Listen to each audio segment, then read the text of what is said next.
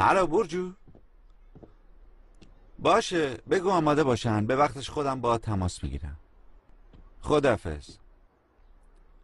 دوستان یواشتر، مراقب وسیله ها باشید. میدونم کار کسل کننده ای، اما چه میشه کرد؟ دست کلیه که پدرتون به آب داده دیگه.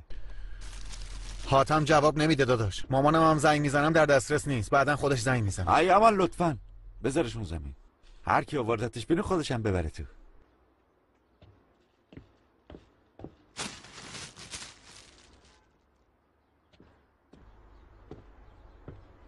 چی شده یاما؟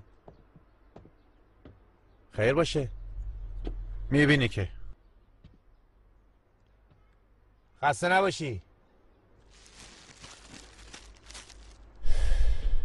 محلمون زیر رو شده والا. خونه شما هم که رو هواست. ها ببخشید، سلام، گیرای هستم. نامزده آیش است. دزدی تعمیرگار خوبی علمه. پس به سلامتی آزاد شدی. آره ممنونم.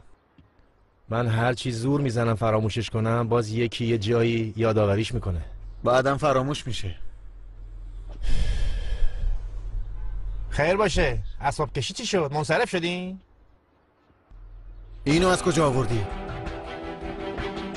منظورت چیه از کجا آوردی؟ خریدمش. او مال خیلی وقت پیشه، از بازار خریده بودمش. ناقابله، اگه خوشت میاد برش دار مال تو. خب دیگه من رفع زحمت میکنم، برم دنبال کارم. شما هم که سرتون شلوغه. ببین داداش، اعصابتو خورد نکنی ها، هممون تو همین شرایطی. مستاجری بعد دردیه. خدا به داد هممون برسه. آمین. خسته نباشی داداش. کجا داری میری؟ بیا کمک بابا. داداش من دیگه باید برم، کار دارم، چیزی نمونده. خدا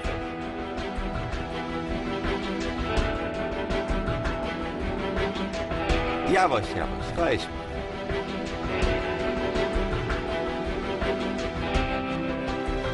همه وسایل گذاشتین سر جاشون؟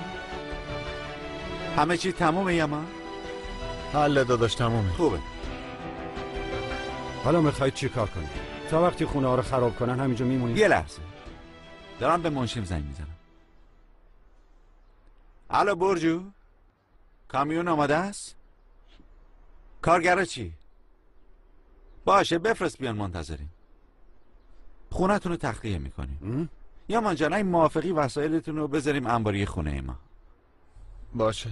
ما رو سر کار گذاشتیم. من بچه ما بازی میکنی ها؟ آروم باش. یه کنار ورش کن بابا.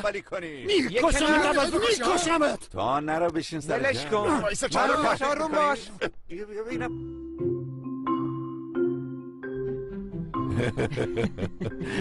بعد قیافشو میدیدی، اسم کامیونو شده نگار آبجوش ریختن روش. مگه نه یارو؟ خود من که اصلا انتظارشو نداشتم، خیلی تعجب کردم. بابای من از اون بامرمای قدیمی. ای والله داری سلیم سرز، واقعا کارت درسته. واقعا همینطوره داداش. خیلی خوب شد، یامانم خیلی وقت بود دعوا نکرده بود. تو مثل که تنت میخوره ها. چی کار میکنی؟ لباس نو پوشیدم یه وقت خراب میشه. خب حالا اینا رو بهانه کردی دست به سیاه سفید نزدی که همه کارا بیفته گردن یامان. شرمنده، ولی خب من هم کمک کردم دیگه، کمک معنوی البته. خیلی خب ببینم، یعنی الان خونه رو کامل تخلیه میکنید؟ کلیدا رو تحویل دادیم و اومدیم. پس به زودی دیگه ردی از تزد و دره نمیمونه. هرچی که مصلحته. دفتر تزد و دره واقعا بسته شد. سلام، عصر خیر، خسته نباشین. ممنون. سلام. چه خبره؟ قراره تو پارکینگ بمونی؟ وسایل شماست؟ آره، تا یه مدت میذاریمشون انباری. خب کارت کی تموم میشه؟ والا من حالا کار دارم، فکر نکنم بتونم باهاتون بیام. ولی آخه قول دادیم یامان. چی کار کنیم؟ نمیشه که تو نری. برو دوش بگیر با هم دیگه بریم. آخه داداش چیزی نمونده که اینا هم کارگرا زحمتشو میکشن. زشت خانوما رو منتظر نذار. زود باش. باشه پس شما جلوتر برید، من بعدم. نه لازم نیست، منتظر میمونیم. خب داره راست میگه دیگه. غمزه خودش زنگ زده رسما هممون رو دعوت کرده، نریم از دستمون ناراحت میشه. باشه پس صبر کنید تا بیام. بریم. مامانت نشسته؟ نه تو اتاقشه، مثل اینکه خیلی پکره. نگران نباش، خودم میرم پیشش ببینم چشه.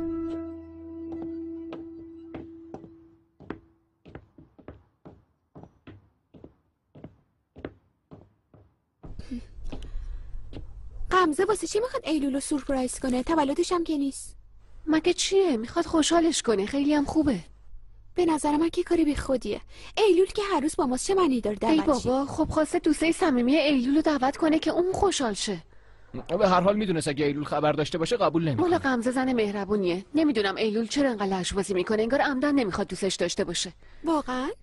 آره، ولی اگه جونتون رو دوست دارین هیچ وقت همچین حرفی رو به ایلول نزنید.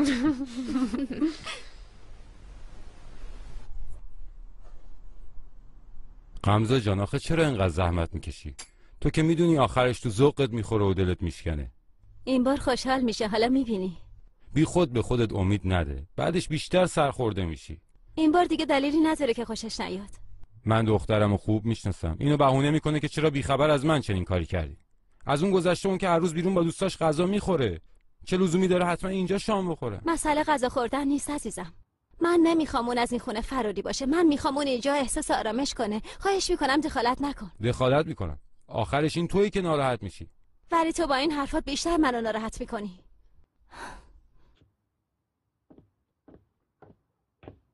چیدمانش واقعا فوق‌العاده شده. دستت درد نکنه. غمزه خانم زحمتش کشیدن. الان کجان؟ آشپزخونن. غمزه خانم همه غذاها رو خودشون شخصا حاضر کردن. بس که خود شیرینه. دوست داره الکی ریخت و پاش کنه. گریه نکن عزیزم. ببین حتی حرفش هم که وسط میاد اعصابت خورد میشه. دعواتون شده؟ نه عزیزم نه. به خاطر هورموناشه. پس مشکلی هم پیش نیومد داره؟ نه خدا رو شکرش مشکلی نیست. خدا رو شکر. ایلول جان دخترم میخواستم یه خواهشی ازت بکنم. لطفاً امشب پیش مهمونا با غمزه مهربونتر و مؤدبتر رفتار کن عزیزم لطفاً. مگه همیشه اینطوری نیستم؟ راستش در مورد غمزه نه، همیشه اینطوری نیستی. امشب به اندازه کافی کوتاه اومدم بابا جون. خواهشاً دیگه شما به من نگو چطوری رفتار کنی. ایلول جان اینکه یه شب با خانوادت باشی نباید اینقدر آزارت بده. بابا جون شما مشکلتون با من چیه؟ اگه کار بدی کردم بهم بگی، نکنه غمزه به خاطر من گریه میکنه. نه موضوعی نیست. من فقط یه خواهش ازت کردم عزیزم، همین. شرمنده بابا جون. من صرفاً به خاطر اینکه تو ناراحت نشی دارم تحملش میکنم. بیشتر از اینم کاری ازم ساخته نیست. واسه اینکه باعث دعوا و دلخوریتون نشم تا جایی که بتونم از خونه فرار میکنم. ولی خواهشاً بیشتر از این از من انتظار نداشته باش. چرا همش از من گریه میکنی ها؟ عزیزم من اینا رو میگم که بیشتر حواست باشه. میدونی که غمزه دوران خیلی حساسی رو میگذرونه. خب منم حساسم. چرا همش به فکر اونی بابا جون؟ ایلول بی خیال، همه چی رو فهمیدم. تو از اینکه امشب پیشتونم خیلی ناراحتی. بهتره دیگه برم. مبادا غمزه خانم ناراحت بشن. ایلول اگه ناراحت بشه مهم نیست. بی خود شلوغش میکنی ایلول. وایسا یه لحظه گوش کن ببین چی میگم. من چیزی که باید میشنیدم و شنیدم. کجا داری میری ایلول؟ ایلول لطفاً. غمزه جون امیدوارم بهتون خوش بگذره. من تصمیم گرفتم امشب مزاحمتون نشم. این چه حرفیه عزیزم؟ خواهش میکنم نرا ایلول. پس چرا نمیاید میرا؟ ما دم در منتظریم. سورپرایز. خوش اومدین. چقدر به موقع اومدین. خوش اومدین بچه‌ها بفرمایید. چی کار میکنی؟ باشه پس ما میریم تو. امشب همه دوستات واسه شام دعوت کردم. مهمونتون ماییم عزیزم. چرا به من نگفتی؟ اگه میگفتی من قبول نمیکردی. مرد و میرا و بارون یا منم تو راهن. باشی. فکر میکردم خوشحال میشی. خیلی ممنون. واقعا سورپرایز هم کردی. درو نبند بوراک. خوش اومدی. سلام. خوش اومدی حاله. خوش اومدی حاله جان. سلام خیلی ممنون. بفرمایید دم در وای نسی.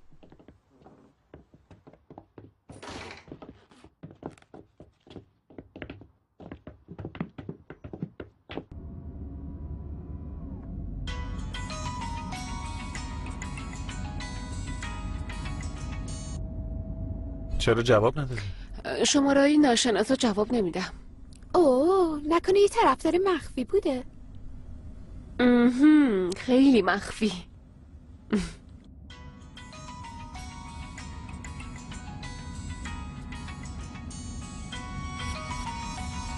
الو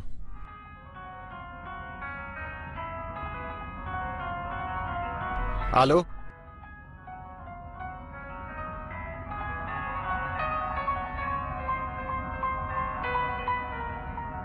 ببینم تو مزاحم داری؟ نه، صبح یه بار زنگ زده بود، این بار دومشه. جواب که میدم صدای پیانو میاد. این همونی که صبح زنگ زده بود؟ نکنه فرستادن مجلم کار این باشه؟ کدوم مجله؟ این چند روز که من پیش بابام بودم یه نفر برام پوستر و مجله موزیک کلاسیک فرستاده، اما من اشتراکشو ندارم. این یه جور مزاحمت روشن فکرانه است. هرچی فکر میکنم فقط یه نفر به ذهنم میرسه، تان پیانیست. نه بابا تو هم. خب شما نظرتون چیه؟ منم اولش همین فکرو کردم. سریع به استاد پیانوم زنگ زدم، اما فهمیدم تان هنوز تو بیمارستانه. شدیداً تحت نظره، نمیذارم بیرون بره، نه اجازه میدن کسی رو ملاقات کنه. آره خب اگه مرخص میشد حتما با خبر میشدیم.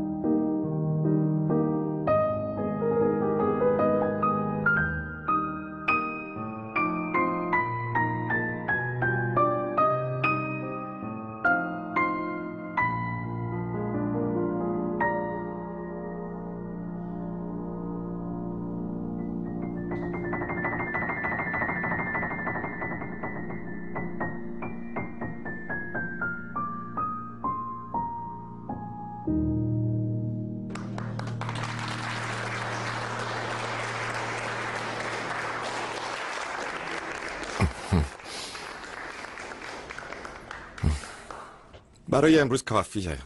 ممنون که گوش دادین. انرژی مثبت شما حال منو بهتر میکنه. خدا رو شکر که هستید. از همتون ممنونم. خیلی دوستتون دارم. به امید دیدار تا فردا.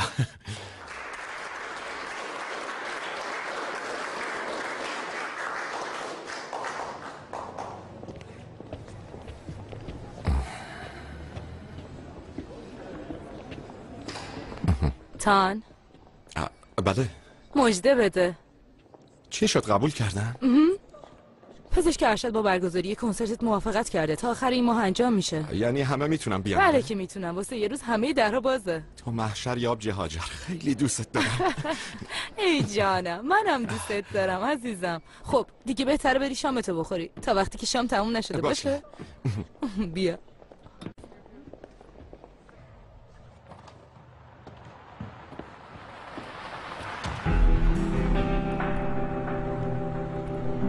اورکانم اومده. این دیگه اینجا چی کار میکنه؟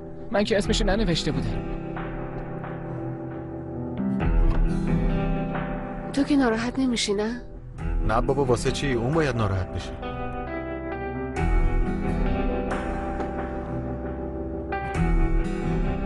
این بار با اینکه فکر میکردم همتون اینجایید اومدم. چه خوب. قراره دور همی شام بخوری، اونم خانوادگی.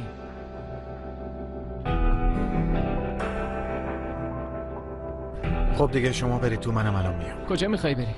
میام الان، شما برید.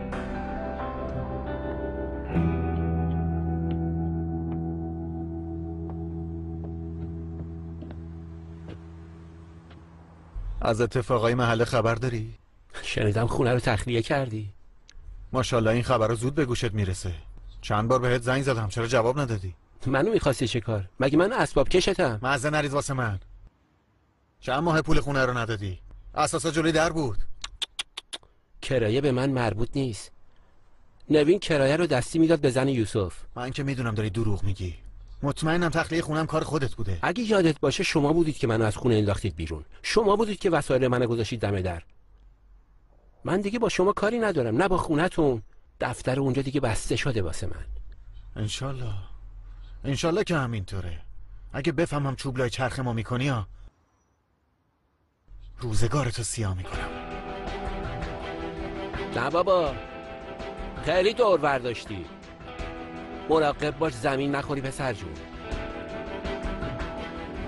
وقتی میگفتم وجود حاتم برای هممون دردسر میشه منظورم همین بود. حالا فهمیدی؟ خیالت راحت باشه میرا جون. من و حاتم هیچ وقت به یامان هیچ کاری نداریم و نخواهیم داشت. خیالت راحت. چی شده؟ چیزی نشده عشقم، منتظر تو بودم. سلام به همه.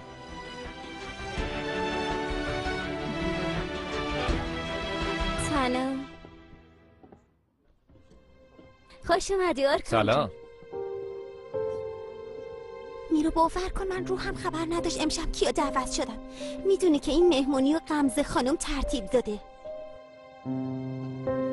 حالا که همه اینجان میتونیم شما شروع کنیم.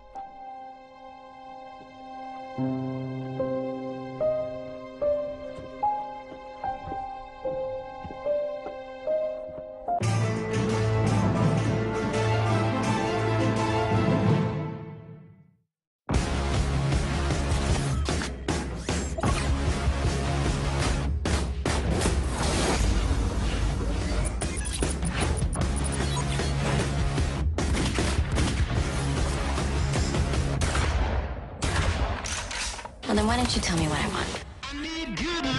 May the best man win. Okay, you can do this. They're rational. Has that been on my teeth the whole time? This means war. امشب در این ساعت در MBC Persia.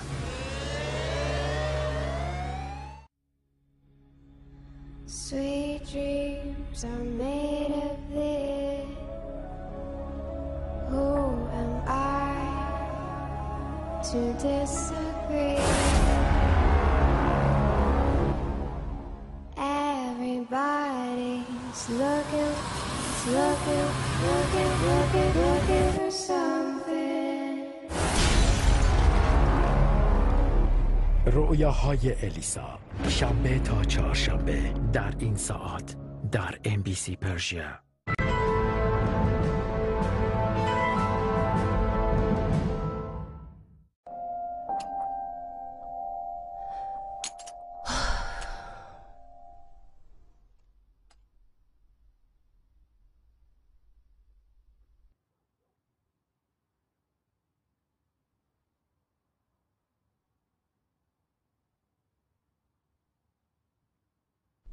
نمیخوای با من حرف بزنی؟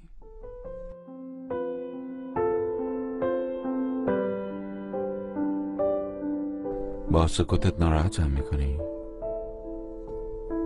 مجازاتم میکنی؟ خواهش میکنم منو مقصر ندون زیور. من کسی مقصر نمیدونم، مخصوصا اون بچه هیچ تقصیری نداره.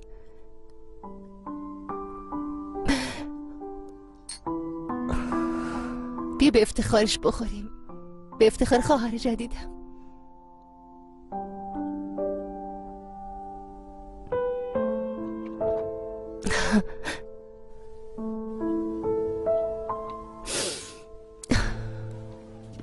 خوش اومدید. خیلی ممنون. دست گل قشنگتون زودتر از شما رسید، خیلی ممنون. من ازت ممنونم که امشب دعوتم کردی.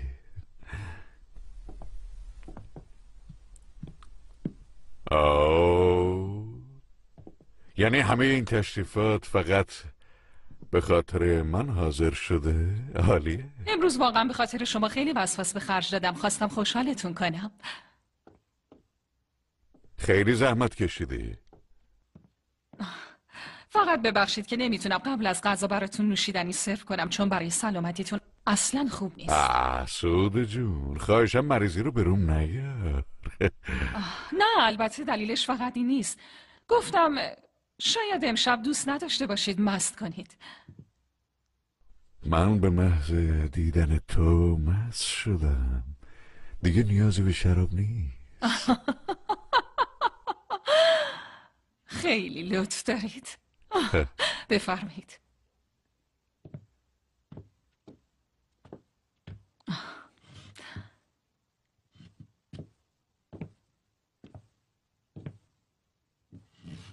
دخترها خونه نیستن؟ رفتن خونه ایلولینا مهمونی.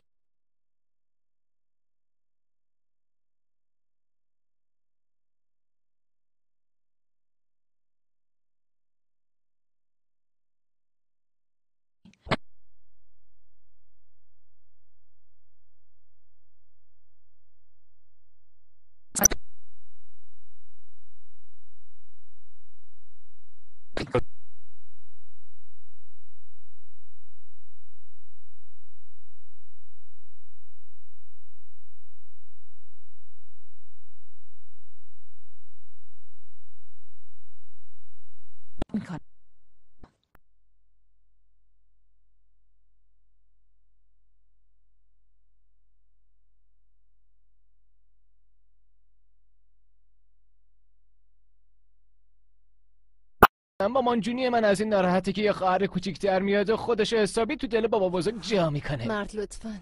ای جان ای جان ای جان ای جان. یعنی شما میگید که این دختر شبیه کیه؟ فکر کنم خوشگلیش باید به شما رفته باشه. دی اذیت نکن. ای بابا آخه چرا اخماتون تو همه؟ من که حسم نسبت به این دختر خیلی مثبته. از الان گفته باشم. میشه این بحث رو تمومش کنی؟ باشه. خدا یکی یار یکی خواهر و خارزاده یکی مهمونی دیشب چطور بود شازده کوچولو؟ شیطون شدی وروجا. مهمونی افتضاحی بود. از این بدتر نمیشد. به چشمای خودم دیدم که زحمات یه نفر چطور توی یه چشم به هم زدن به باد میره. یعنی در این حد افتضاح بود. یعنی در این حد افتضاح بود؟ افتضاح محض بود.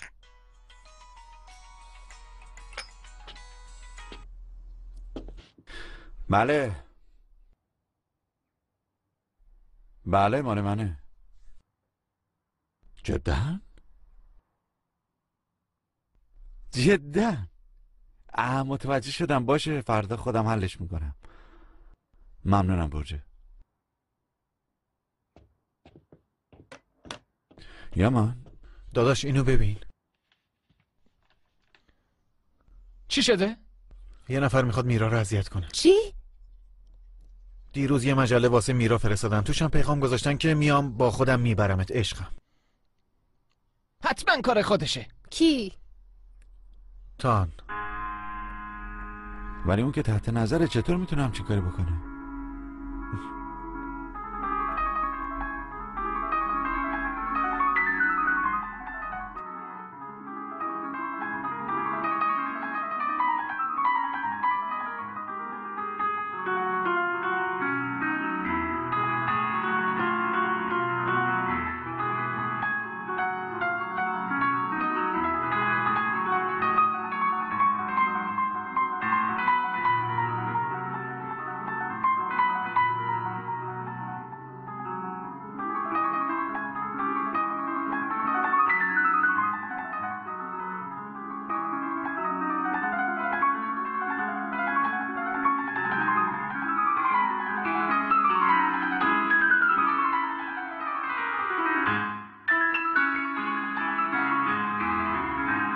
پسرم اول صبحی صدای اینو انقدر زیادش نکن. سرم رفت. الان همسایه ها میان دم در کلی شاکی میشن واسه این صدا.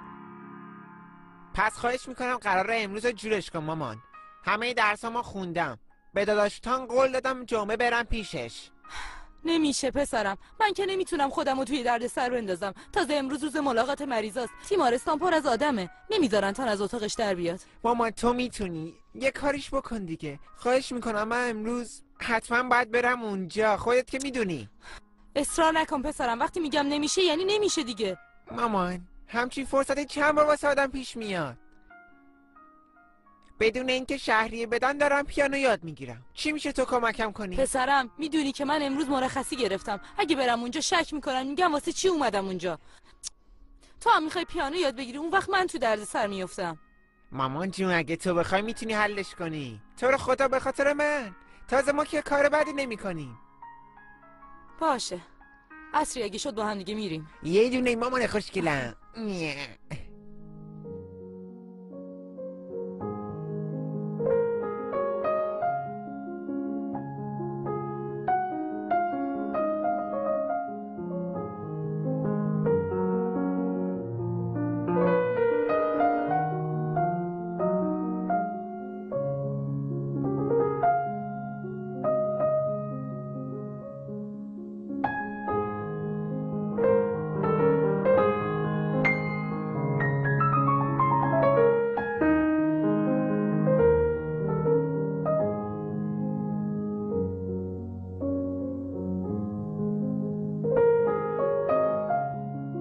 باشه آتیلا، ممنونم.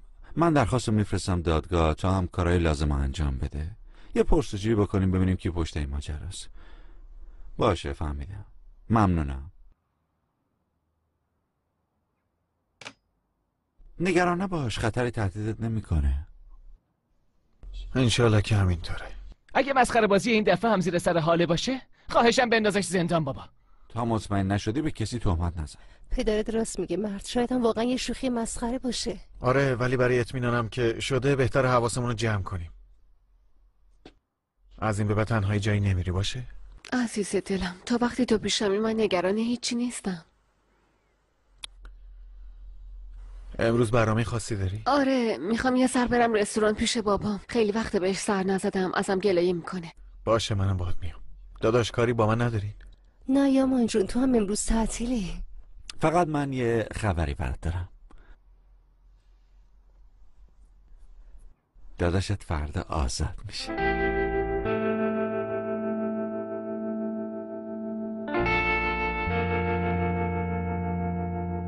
راست میگی؟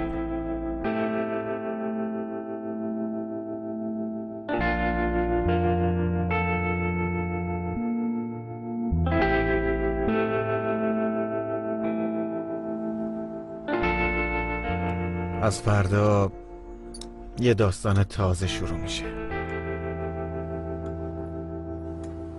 آدم درد سرسازیه؟ آروم و سربرا که نیست.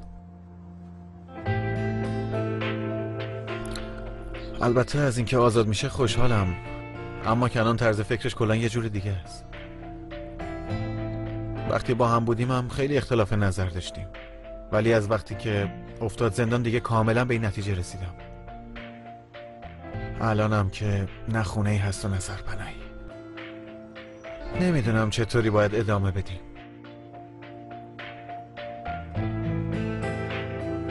نمیخوای بگی که میخوام برم با اون زندگی کنم؟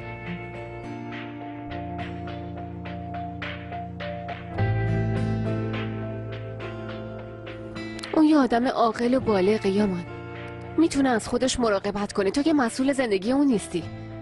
بدون وجود شماها هم میتونه رو پای خودش وایسه.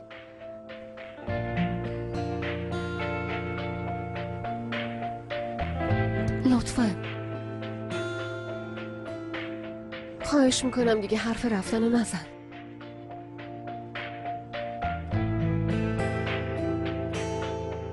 خب ما هم خانواده توییم.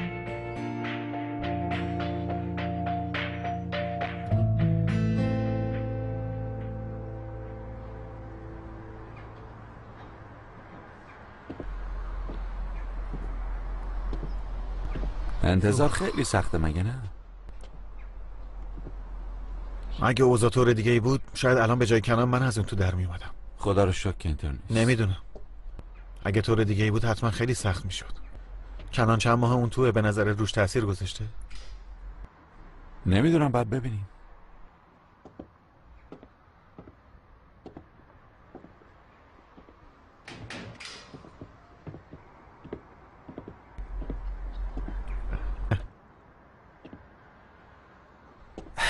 ممنونم آقای وکیل. زنده باشی. چطوری جوجه؟ خوبم، تو چطوری؟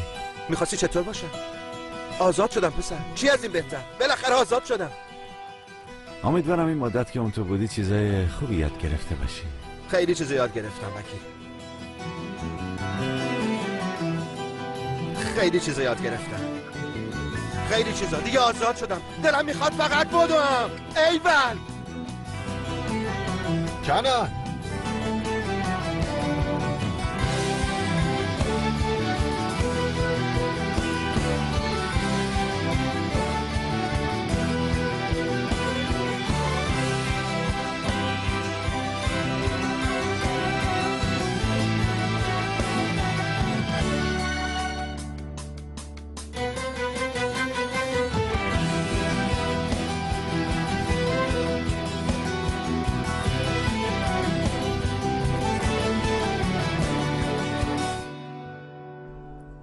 نگرانیایی که اولش راجع به یامان داشتم در واقع در مورد کنان صدق میکنه. آدم سر به هواییه. شاید اونم تو زندان سر به راه شده. انشالله. کاش همینطور باشه. امیدوارم یامانو اذیت نکنه. انشالله.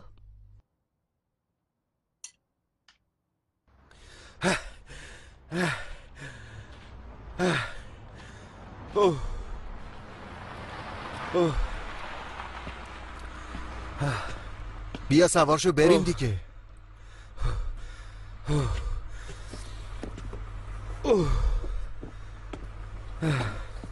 پسر گلم از کنار برو، نه وسط جاده باشه. چشم. خدای نکرده اتفاقی برات میفته.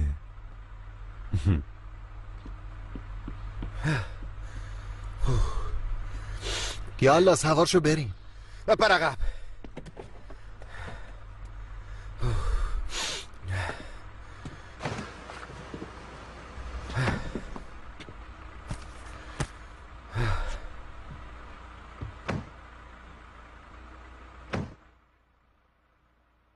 گرسنه‌ای؟ چه جورم؟ چی عوض کردی؟ بریم محله ما، تو محله‌مون کباب بخوریم. دیگه خونه‌ای نداریم که بریم توش. منظورت چیه؟ قرار خونه رو خراب کنن. چی میگی؟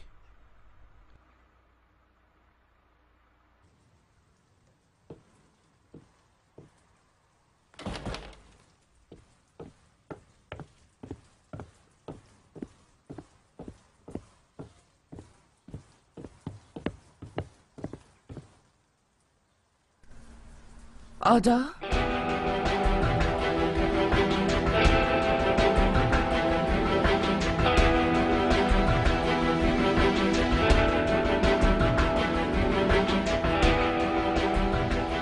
پس الان کجا رو داریم بریم؟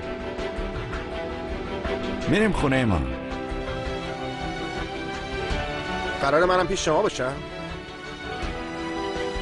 تا وقتی یه خونه جدید پیدا کنیم. خوبه.